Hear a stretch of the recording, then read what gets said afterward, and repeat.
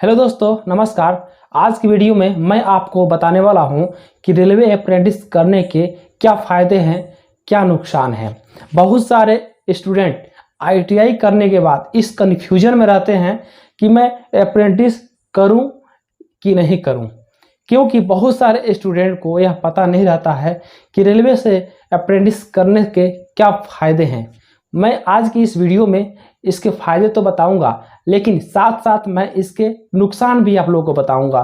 Railway apprentice करना उस लोमड़ी के अंगूर की तरह है जिसको अंगूर नहीं मिलने के बाद वह बोलती है कि यह अंगूर खट्टे हैं।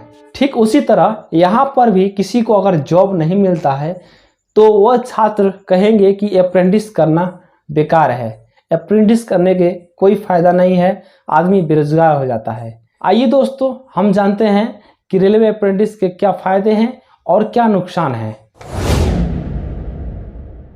दोस्तों, रेलवे अप्रेंटिस के ऊपर मैं ढेर सारे वीडियोस बना चुका हूं और बहुत सारे रेलवे अप्रेंटिस से भी मिल चुका हूं, उनके साथ ही मैं वीडियो बनाया हूं। और साथ ही साथ मैं जहां वर्क करता हूं वहां पे भी मेरे साथ रेलवे अप्रेंटिस वर्क करते हैं। रेलवे अप्रेंटिस करने के बाद आप लोग को सिर्फ ग्रुप डी की जॉब में आपको अधिक से अधिक फ़ायदा मिलेगा। इसके अलावा एक और फ़ायदा मिलता है, एएलपी टेक्नीशियन में मिलता है। वहाँ एज में कुछ छूट मिलती है तो उसकी हम लोग ज़्यादा बात नहीं करेंगे क्योंकि वह उतना बेनिफिट नहीं होता है उससे। तो यहाँ डायरेक्ट जो फ़ायदा मिलता है वह सिर्फ ग्रुप डी की जॉब में मिलता है। पहले क्या होता था, 2014 से पहले जो कैंडिडेट रेलवे अप्रेंटिस करता था उसको परमानेंट जॉब मिल जाता था, लेकिन इस नियम में बदलाव किया गया और बदलाव करने के बाद लाया गया कि नहीं, इसको इन लोगों को डायरेक्ट जॉब नहीं दिया जाएगा। इन लोगों को कुछ एग्ज़ाम्स भी देने रहेंगे और वो एग्ज़ाम्स देने के बाद ही इनको जॉब दी जाएगी। रेलवे अप्रेंटिस करने के बाद ग्रुप डी में आप लोगों को कैसे फ़ायदा मिलेगा।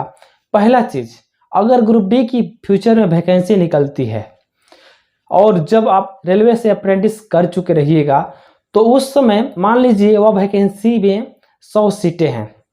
अगर 100 सीटें की भर्ती निकलती है तो 100 सीट में 20 सीट रेलवे अप्रेंटिस वालों के लिए रिजर्व रहती है। यहाँ पर सबसे बड़ा फायदा तो यही दिख रहा है, एक बहुत बड़ी भीड़ से ये लोग निकल गए जो अप्रेंटिस किए हुए हैं। जब आप लोग फॉर्म अप्लाई कर दीजिएगा तो फॉर्म अप्लाई करने के बाद आप लोगों को एक एग्ज़ाम लिए जाएंगे।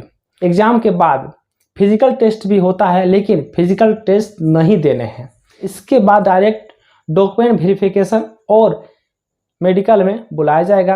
अब हम जानते हैं कि दोस्तों इनको ग्रुप डी का रिटन एग्ज़ाम जो दिए हैं उसका मार्क्स किस तरह से मिलेगा। वैसे तो 100 नंबर का ग्रुप डी का रिटन एग्ज़ाम होता ही है। वह 100 नंबर में मान लीजिए वह लड़का जो अप्रेंटिस कर चुका है वह 40% लाता है और उसका अप्रेंटिस कोर्स में मान लीजिए 66% है, तो वह 66% का बटा 3 कीजिए तो यह 22 आएगा। अब वो ग्रुप डी में 40% लाया है और यहाँ पर यह 22%, इसको आप ऐड कर दीजिए। ऐड करने के बाद कितना आएगा, 62 नंबर आएगा। यानी इनका जो नंबर है 62 नंबर हो गया। अब इसी के आधार पर इनका सिलेक्शन किया जाएगा। यहाँ तक मैंने इसके फ़ायदे के बारे में चर्चा किया है, तो इसके फ़ायदे में अब जल्दी मैं आप लोगों को बता देता हूँ। तो 20% छूट मिलेगी, उसके बाद एग्ज़ाम देने हैं, एग्ज़ाम के बाद फिजिकल टेस्ट नहीं देने हैं। उसके बाद जब इसका कटअप तैयार होगा तो जो अप्रेंटिसशिप किए रहेंगे उसका 1/3 मार्क्स और ग्रुप डी का जो एग्ज़ाम में मार्क्स रहेंगे, जितना परसेंटेज रहेगा, ये दोनों ऐड होंगे। ऐड होकर इनका कटअप बनेगा। ये हो गया फ़ायदा। लास्ट ईयर का रिकॉर्ड है 2018 वाली जो वैकेंसी निकली थी उसका मैं आप लोग को बता दूं कि उसमें कितना कटअप गया हुआ था। तो उसमें SC ST OBC का 30% कटअप पर रेलवे अप्रेंटिस वालों का जॉब हो गया था और जो जनरल थे उनका 40% पर हो गया था। लेकिन यह इतना पर अब नहीं होने वाला है, थोड़ा ज़्यादा अब कटअप बढ़ने वाला है, क्योंकि धीरे धीरे रेलवे अप्रेंटिस छात्रों की संख्या बढ़ती जा रही है और यह संख्या और भी बढ़ती जाएगी। जितना देरी होगी उतना ही ये संख्या बढ़ती जाएगी, क्योंकि प्रत्येक साल छात्र रेलवे के द्वारा अप्रेंटिसशिप कर रहे हैं तो उनकी संख्या काफ़ी ज़्यादा बढ़ रही है। इस वजह से फ्यूचर में इसमें भीड़ भी हो सकती है और कटऑफ भी हाई जाने की संभावना है, लेकिन अभी तक तो ठीक है। अब मैं बताता हूं कि रेलवे अप्रेंटिस करने के क्या नुकसान होते हैं। जैसा कि दोस्तों यहाँ पर रेलवे के द्वारा अगर अप्रेंटिस करते हैं तो आपको 1 साल समय देने पड़ते हैं।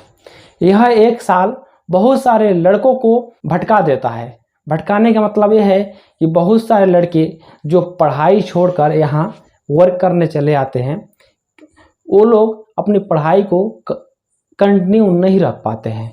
तो यहाँ पर सबसे बड़ी बात यही है कि अगर आप लोग 1 साल खोना चाहते हैं, 1 साल खोने के बाद अगर फिर से आप अपना पढ़ाई को कंटिन्यू कर सकते हैं तो आप अप्रेंटिस कर सकते हैं। नहीं तो अगर मान लीजिए आप लोग का बहुत ज़्यादा तैयारी हो गया है, आप लोग कंपटीशन का तैयारी काफ़ी दिनों से कर रहे हैं, 2-3 सालों से कंपटीशन की तैयारी कर रहे हैं, अब बीच में अप्रेंटिसशिप का कोई फॉर्म निकला, आपने भर दिया और उसमें आपका सिलेक्शन हो गया, तो यहाँ पर आप अप्रेंटिसशिप जब करने जाइएगा तो यहाँ पे हो सकता है कि 1 साल तक आपका वह पढ़ाई जो कंटिन्यू जैसे हो रहा था वह 1 साल छूट जाए।